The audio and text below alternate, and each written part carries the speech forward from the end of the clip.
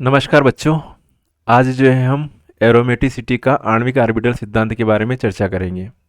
Important है और इस टॉपिक को लास्ट तक देखिएगा, बहुत इंटरेस्ट आएगा, बहुत मज़ा आएगा। तो शुरुआत करें एरोमेटिसिटी का आणविक ऑर्बिटल सिद्धांत।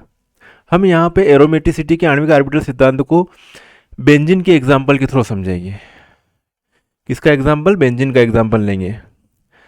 तो बेंजीन रिंग जो होती है इस टाइप से होती है, सभी को पता है ये बेंजीन रिंग है। ठीक है, इसका मॉलिक्यूलर फार्मूला होता है C6H6 होता है। ओके, अगर इसमें सभी को बॉन्ड को अलग अलग बताएं तो इस तरीके से होगी। कार्बन 6 लगे हुए, 1 2 3 4 5 और ये 6 कार्बन है और सभी कार्बन से हाइड्रोजन अटैच है। सभी कार्बन से हाइड्रोजन अटैच रहता है और alternate double bond single bond रहते हैं। तो सिंगल बॉन्ड है, फिर डबल बॉन्ड, फिर सिंगल बॉन्ड, फिर डबल बॉन्ड, फिर सिंगल बॉन्ड, फिर डबल बॉन्ड, ये कंडीशन रहती है। बेंजीन में होता क्या है कि हर कार्बन पर sp2 संकरण होता है। कौन सा होता है? sp2। संकरण निकालने का सिंपल कॉन्सेप्ट है कि इसमें लोन पेयर बॉन्ड पेयर, जो लोन पेयर और बॉन्ड पेयर काउंट कर लो। तो इसमें लोन पेयर कुछ नहीं, 3 बॉन्ड पेयर है तो 3 योग आ रहा तो sp2, 4 होता तो sp3, 2 होते तो sp।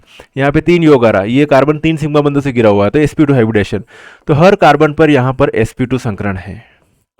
हर कार्बन पर बेंजीन में sp2 संकरण है और हर जगह जो है ये अल्टरनेट तरीके से ये पाई बॉन्ड बन रहा है।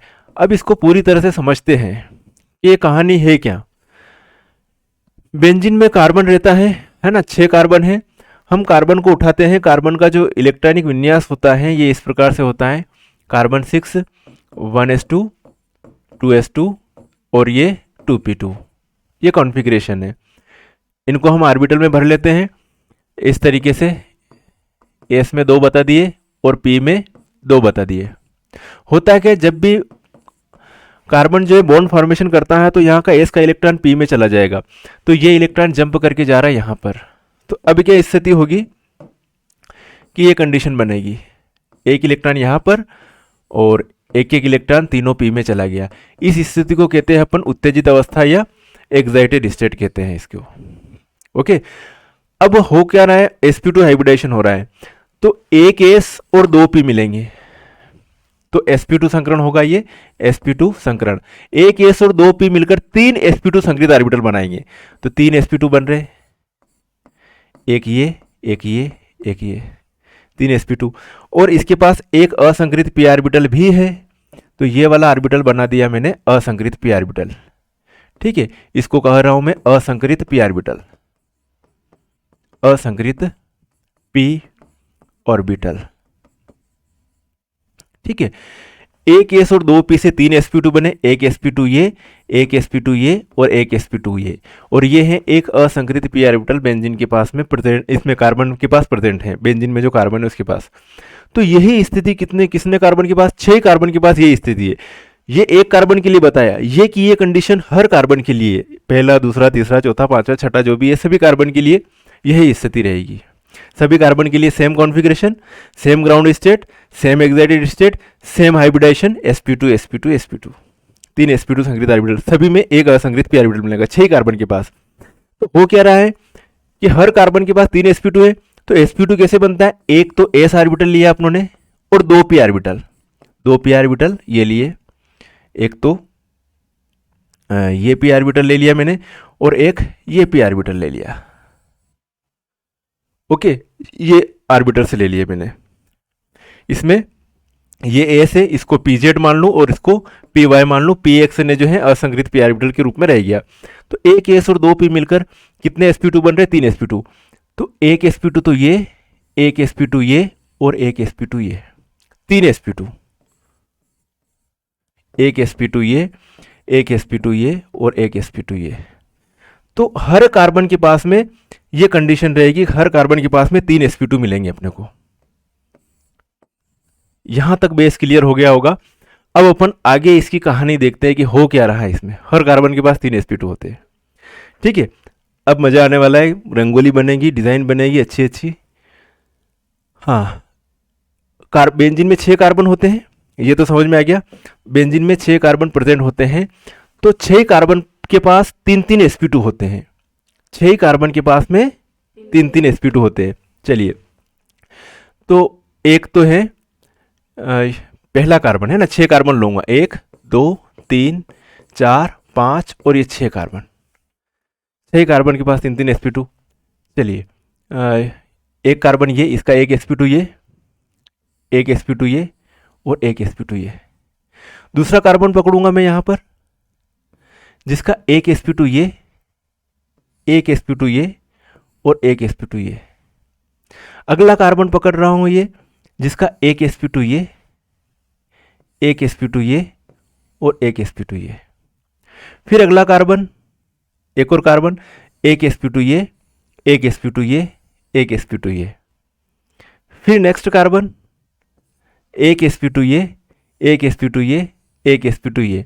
फिर नेक्स्ट कार्बन, एक sp2 ये, एक sp2 ये, एक sp2 ये। 6 कार्बन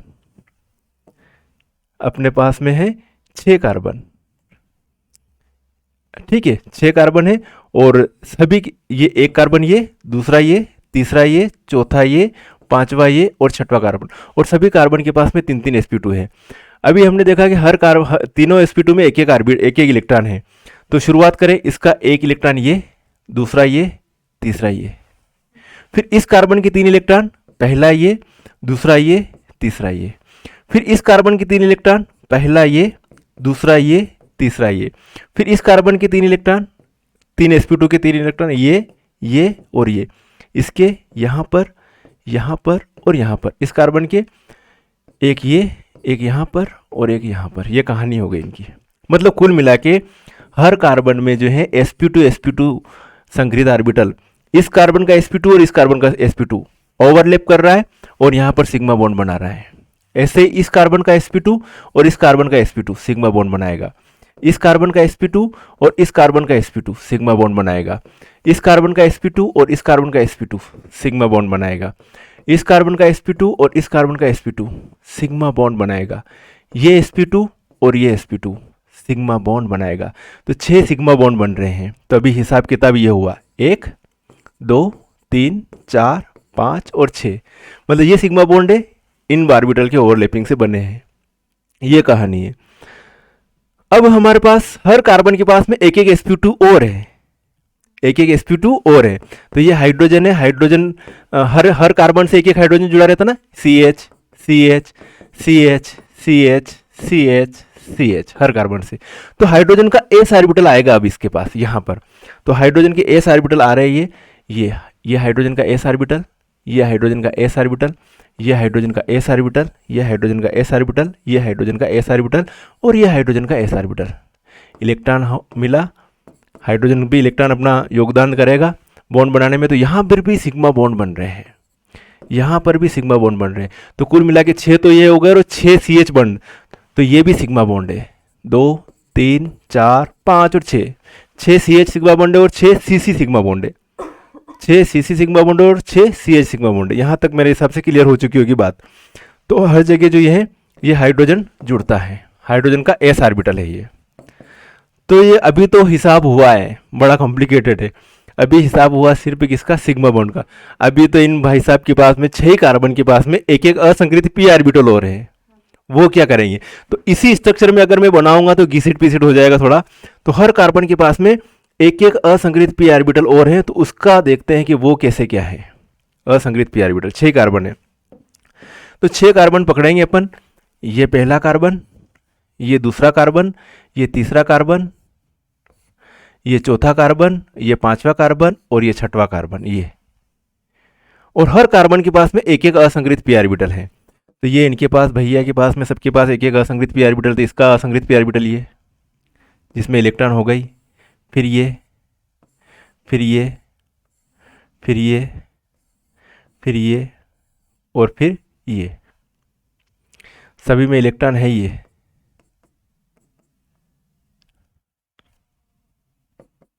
इस तरीके से जो भी है।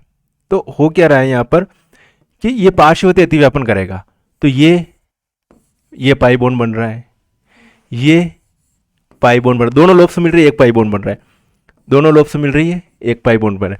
कुल मिला के अभी जो स्ट्रक्चर शो कर रही है ये वाली स्ट्रक्चर होगी, जिसमें यहाँ पे डबल बॉन्ड है, यहाँ डबल बॉन्ड है, यहाँ पे, इसको रिप्रेजेंट कर रहा है।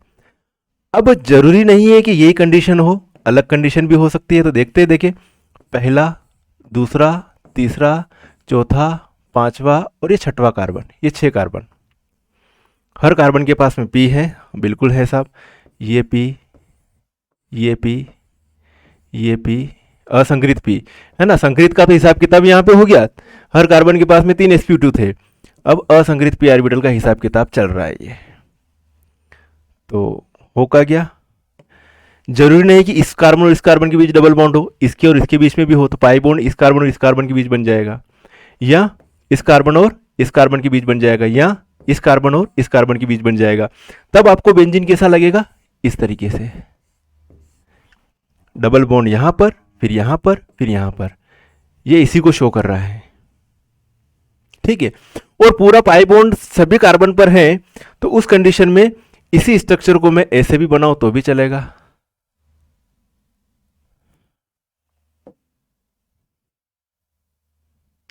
क्या बात है, इस तरीके से पहला कार्बन, दूसरा, तीसरा, चौथा, पांचवा और ये छठवां कार्बन, ये स्ट्रक्चर बना दी मैंने। ओके, ये